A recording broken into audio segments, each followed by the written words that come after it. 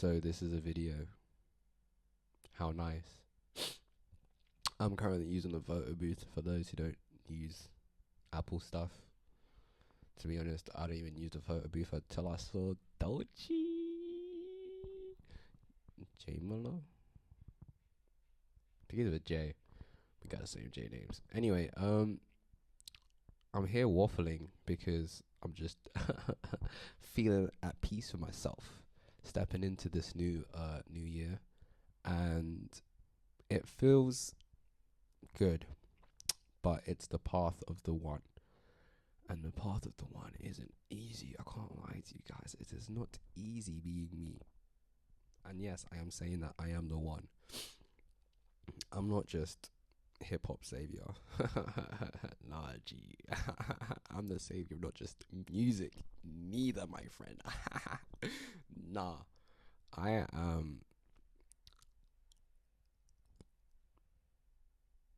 wouldn't say I'm a savior. I'm a unifier. I unify people for the sake of people. I don't just unify to like fight bad guys. No, I'm unifying for the sake of people. Like I'm unifying people for the sake of people so that we can all elevate together as a human race, because that is what we are, the human race. Did you know that? Oh my gosh. Right. And everyone's like, yeah, who's this black guy speaking about this? Naji. I'm not even just a black guy. I'm just a guy. I know, right? Crazy. We love putting color in front of everything. We love making it easier for us to be divided rather than for us to be united. And that sounds crazy, but it's not as crazy as you think it sounds, because everybody low-key loves to hate, and that's fine. But it kind of made this feedback loop of hate that has kind of been going off on a crazy one these past couple of years. I can't lie. COVID felt like, from 2020 till now, COVID felt like, you see the snap that Thanos did in Avengers? That's what I've realized COVID is. And like for the past 5 years, we've been living in this weird like limbo state. Like, we just took a fat L as a nation, as a people. We just took a fat L as a people. How are we going to recover? And like, true say, recovery's been hard, but look, we're recovering. And now we're about to enter we're about to go from Infinity War to Endgame. More so, we're already in Endgame. It's already the Endgame. Oh. Because I've said this once, I'm going to say it again. I am the opening act for Christ. Revelation, you see the book of Revelation? That is the Jesus show. And I am the opening act. Laugh if you wish. Cry if you wish. Celebrate if you wish. Matter of fact, you better off just celebrating, because this is a win, not just for you, but for the Lord's sake. Like the fact that I've realized this, because now it makes life a lot easier for y'all, because I know my direction, and my direction is to help y'all find your direction, because at the end of the day, we're all going in the same direction anyway. We're all going forward. Nah, I'm a genius. I am a genius, but that's the truth of the matter, bro. We're all going forward. Like in the Robinsons movie, keep moving forward, because, bro, if you start dwelling on the past, and if you get too focused, hyper fixated on the present, you're never gonna know where you're going. So don't focus on where you're trying to be. Focus where you're trying to go. And I heard this in a bar. I don't know what from what song though. I think it's in Drive Slow. Whoever else was on there apart from Kanye, I think GLC. But someone said that bar, and it's never left me, because, bro, even while I was playing Spider-Man 2, I was focusing, like, as I'm trying to chase one of these like metallic vulture. Oh, I thought my meeting was starting, but it isn't. One time I was trying to chase these like vulture birds things, and it was kind of hard because like it goes so fast. Like you're in a wind tunnel, I would say, or like whatever those things are called when you're in like streamlines, and you go really fast in the air because we got a wingsuit. Anyway, as I'm gliding, trying to chase this bird, like I'm focusing on where like the circles are, which is like after the bird. But by doing that, I kept flying out of the circle because I was focusing on where I was trying to be instead of focusing on where I was trying to go. And that was to the bird. And then once I started focusing just on the bird, bro, I locked in and I was like, and it was like really, really, really cool because I was in it. And that's when that bar finally clicked in my head. I was like, oh, don't focus where you're trying to be, focus where you're trying to go. And like now apply that to life. I don't know where I'm trying to go, nor do I even know where I'm trying to be. But I surrender to where I have to go. And that's a different thing because a lot of the time we like to take control. But, bro, like, there are so many different versions of control that we don't even know about. I was rewatching The Matrix this weekend. This is just gonna be like a waffle session. I was rewatching The Matrix this weekend, and okay, and it was kind of insane because I haven't actually watched The Matrix. Like, I'd watched The Matrix. Don't get me wrong. Like when I was a kid, like I watched The Matrix, and like you see the whole, and you're like, oh, that's so cool. And like as a matter of fact, like I've actually seen all three movies before, but that other time of me watching all three movies as like a teenager, like a young teenager. Oh, that's cool. If you play around with the wire, it makes that noise. Yeah, being a young teenager, bro, it was a thing of I was watching movies because I enjoyed the visuals and the music rather than the context within the storyline and the subcontext. But now I'm getting older, I'm enjoying the context of the subcontext a lot more, especially when I got ChatGPT by my side as well. Because yeah, I just type all my questions. Because like, as you watch a film, you always have bare questions, especially me, especially about the context and the subcontext and what that could mean when translated into our reality. And yeah, you get to a deeper understanding of not just your own life and perspective, but that of others and that of a world that could be like that. I can't lie, low key, we are living in the Matrix, but like it's not like any guy named Morpheus nor Trinity baddie, by the way. But Naomi, yeah. Anyway, let me not start. Now what am I saying, bro? I can't lie. She distracted me. Jeez. Be confident of this very thing, that he who has begun in you a good work will complete it until the day of Christ Jesus. Philippians 1:6. Anyway, Naomi, we are living in the Matrix. How, you may ask? I can't lie, there are a lot more people who are asleep than awake, if you get what I'm saying. I see myself as someone who's not just awake, but I am transcending what it means to be awake. And that's just, again, life of the one. I love saying that because it's true. Like, I wouldn't say things because it's not true. I say things because they are true. I try to just tell the truth all the time. People think I lie. I don't lie. I just answer the question you ask. If you don't ask the right question, then you're not going to get the right answers that you're looking for. You're just going to get the answers that I'll give you, depending on the question and depending on what you're actually asking me the question for. What is the why? As the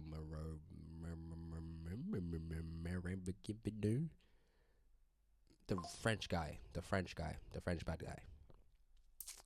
Causality, cause and effect. What caused you to ask this question? And what's the effect going to be? And what's the why? At the end of the day, it's about why.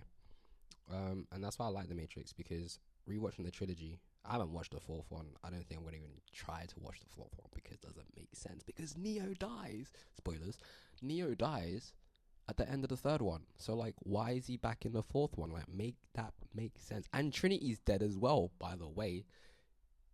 Trinity gets packed off before Neo does. And Neo still has to do his thing. You know, it's so crazy. But I guess he realized that, bro. No. I can't lie. Neo's journey is one of the most intense, but like quickest you will ever see, like ever. I don't know how many years there are between the first film and the second film, but the second and third film are like right back to back.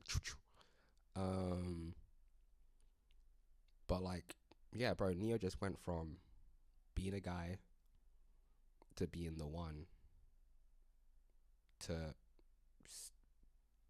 yeah, being a guy to being the one. It's really that easy. Like, and that can happen to everyone. We are all the one. That's what I have to say now. We are all the one.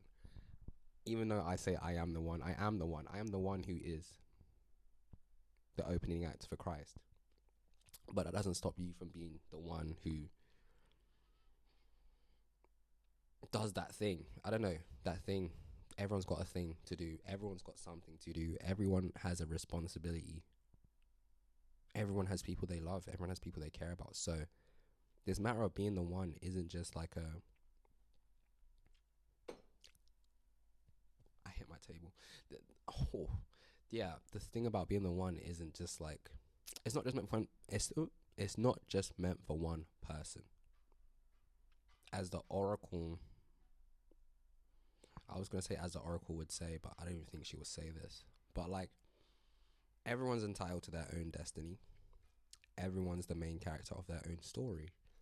So by that translation, it means that you are the one of your own story. So don't stop seeing other people as the one. Oh yeah, this is where we're going. Okay, stop seeing other people as the one in your life, because you're the one. Don't... Oh, now we're going to relate it back to Deadpool versus Wolverine. Don't let anyone believe that you are not the character that holds the universe together. Because once that character goes from your universe, like let's say you put someone on a pedestal, like this is the one, like they are the one, and they disappear, they get pruned, they die, whatever, like Logan did. Like Logan died, and as a result, Deadpool's whole timeline went. So if you put someone on a pedestal and then they end up not being the one, or like that anchor point, oh yeah, it's called the anchor point of your universe, or and they end up becoming that anchor point of your universe, and then they just go, like they disappear, they die, they do, I don't know, things happen in the Matrix, yeah, something happens, and now you've lost your anchor point, and now your whole universe, your whole timeline is now collapsing because there's nothing there to hold it together anymore. You could have been, it could have been you, but you were too busy allowing someone else to live your life in your front of your face. No, to live your life, or to live your dream life through your eyes, well, through their eyes. No, through your eyes. They're living they're living your confirmation hiccup.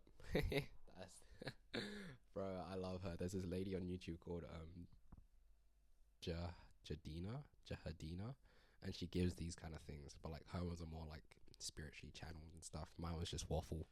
But it's creative waffle nonetheless, because I'm a genius. Everything that comes out of my mouth is gold, and that's a fact. Which at some point I will be taking a vow of silence. This is a little segue, but I will be taking a vow of silence just to find the value in words. Because as you can see, again, this waffle turned into waffle, but it's not just waffle, it's a testimony. Anyway, be your anchor point. Like, be the main character. Don't think that there's another main character in your life. You are your main character. And yeah, that's really it, to be honest. Everyone's the one. Everyone's their own Messiah. Because we are God. By the way, we are God. We are God. I'm from the UK, but I slip into American accent sometime because, I don't know, Americans just speak in a way that it flows. Especially when it comes to like waffling as well. Like, their waffle flows because of their accent. You know what I mean? But yeah. Be your own main character. And I am the opening act for Christ, which means that Christ is coming back soon. And bro, you don't have to be Christian to believe in God. God is for everyone, not just Christians, not just Muslims, not just Jewish people, Hindu people. No, God is for everyone. Everyone has a right to access to the source. The source, bro. That's what I'm saying. Like, watch The Matrix and ask ChatGPT to relate The Matrix to spiritual matters, and you'll see what a lot of what I'm saying is not even just true. A lot of what I'm saying just makes sense because it has to, for your sake, and it's about providence and oh, providence and something, providence and purpose. That's what it is. Like our life is both providence and purpose. Once you set off on your path of being and becoming the one in your own life, you're always going to be met with divine providence. There's always going to be situations that arise that are perfectly met to your needs as the one, which you don't even like. Most of the times we don't even acknowledge that this is divine providence. We just think, oh, it's a coincidence. Nah, G, it's divine providence. And it's there to help get you to where you need to be for your purpose.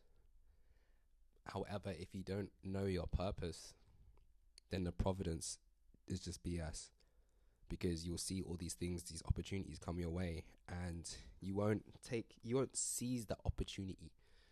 You'll let it fly by.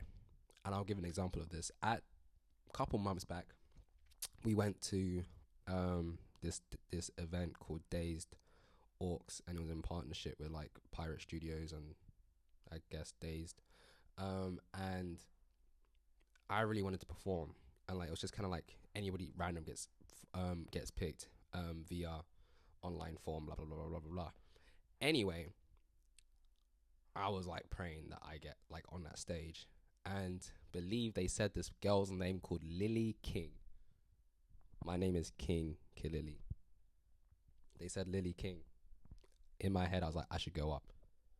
She didn't turn up. In my head, I'm like, I should go up. But I, at that time, was afraid of, you know what? I'm scared. No, I'm not scared, but I accidentally manifest my reality that I want or an opportunity that I need. But then when that opportunity comes, I run away from it because I'm scared to embrace it. And that's something we tend to do as humans a lot. We sabotage ourselves, or we sabotage the thing that we really wanted because we don't know what comes next. I'm afraid. Yeah, I am afraid. Not in like a jittery way, but I am genuinely afraid of fulfilling my destiny, my purpose. I'm scared. It scares me. I'm scared to succeed. Like, I want to succeed, don't get me wrong, but I am so shook to succeed because my succession means that Christ comes back, and then end of the world as we know it. But that's not a bad thing. Again, I look forward to that. Like, when Christ comes back, it's just a big party. But like, don't think party like crazy party. But to be honest, think of the second Matrix film, Reloaded, and that massive party thing that they do there. I think it'll kind of be like that. To be honest, like the Matrix Reloaded has like, it touches on what could happen during the end times, because I believe that's very, very viable, bro. Like, humans end up enslaved by the machines that we created to help us. Like, yo, that's so, yeah, that could happen. We're too reliant. We need to become reliant on ourselves, on our minds, and we need to become reliant on our spirit, because our spirit is unbreakable. Our soul is eternal, and our body is biodegradable. Yeah. Our spirit is unbreakable, our soul is eternal, and our body is biodegradable. Take that as you will. But we all live, we're all gonna die. But what matters is the life that you lived. and how you lived it. And if you access that spiritual power that you have within, like, bro, like, God lives in us. You have the power of God in you, as if you allow it to come out. You have to allow that divine power out, which is what I was scared of, that divine power, because I don't want to become a tyrant. I probably won't be, because again, God's guiding me. God's guiding me. God is guiding me every step of the damn way. So it's cool. I have nothing to be scared of, but yeah, I'm scared, and that's just all here. So what I'm kind of going through this at the start of this year, it's 2025. What I'm kind of going through this, like, yeah, during this time, winter time period, because it is winter, bro. January to March, let it be winter. But what I'm going through is just trying to reprogram my mind, to embrace what comes out of my spirit, and not even just embrace, to act upon what comes out of my spirit, because then that'll just get me to where I'm going quicker. And then that's when it's providence and purpose, because providence is one leg. It's like you take a step, then God takes a step, and it's like that, and that's the dance. That's the dance it should be. But a lot of the time, we don't want to take that next step with God because we are scared. So then we try and hop. We try to hop on our purpose, hop with our purpose, hop towards. I was gonna say hop towards our purpose, but then hopping just becomes our purpose. Like that subjugates us from our purpose, like just hopping, because then you're just hopping in the same spot, and then you don't go nowhere because you're too busy hopping instead of walking. You're not even hopping forward, you're hopping in the same spot, bang, bang, bang, bang, bang, and eventually, like, you're just gonna get tired and fall and collapse, and then boom, end of the story. Which is why you have to just keep walking. Purpose and providence, one step at a time. I've said this before, one step at a time, one punch at a time. Rocky said it best anyway. But yeah, I don't know, I'm kind of coming to the end of this waffle. I'd like to leave you Psalms 121. I will lift up my eyes to the hills. From where will my help come? My help comes from Jehovah, who made heaven and earth. He will not let your foot slip. He who keeps you will not slumber. Basically meaning that he's not sleeping while he's taking care of you. So you're good. Behold, Israel's keeper will neither slumber nor sleep. Jehovah is your keeper. If you don't know who Jehovah is, it's just God, the divine, yeah, Yahweh, Jehovah. Like, there's so many different names for God. Even across religions, there's so many different names for God, and all those names are correct. Yeah. Jehovah is your keeper. Jehovah is your shade at your right hand. The sun will not strike you by day, nor the moon by night. Jehovah will keep you from all evil. He will keep your soul. He will keep your soul. That's if you let him, though. If you try and fight for your soul, you're going to lose it. And then you're going to end up in purgatory. Because there's another verse that says, for me to live is Christ, and to die is gain. But that wasn't the verse I was talking about. It's he who loses his soul life for my sake shall keep it, shall find it. But he who keeps his soul life shall lose it. Basically, don't try to keep your soul. Allow the divine to access your soul for the sake of your purpose in life. Because Jehovah will keep you from all evil. He will keep your soul. And don't think evil is whatever we think evil is. Nah, G. Evil can be all kinds of things that we don't even know ourselves. Everything is perspective. Something evil to me might not be evil to you. So don't access other people's evil. You know what's evil to you. So, yeah, let Jehovah keep you from all your evil. Everyone's got their own evil. And Jehovah will keep your going out and your coming in from now and to eternity. This is a 25-minute video. and I love it. I look forward to spending more time with you guys this year, especially in this format. I think I can't lie, Dochi, thank you. I'm gonna take this whole photo booth type thing because it just makes my life easier recording it like this. And I like holding a microphone in my hand because I'm an artist. Anyway, I love you all. I am here for you all. I am your king. Remember that. I am King Kilili. I am your king. You are my subjects. And as your king, I serve you. You don't serve me. I serve you. And yeah, just trust me. Trust me, guys. This year is ours for the taking. I've seen it because I see the future. Telekinesis, you know what I mean? Um, but yeah, until, but for now, until further notice.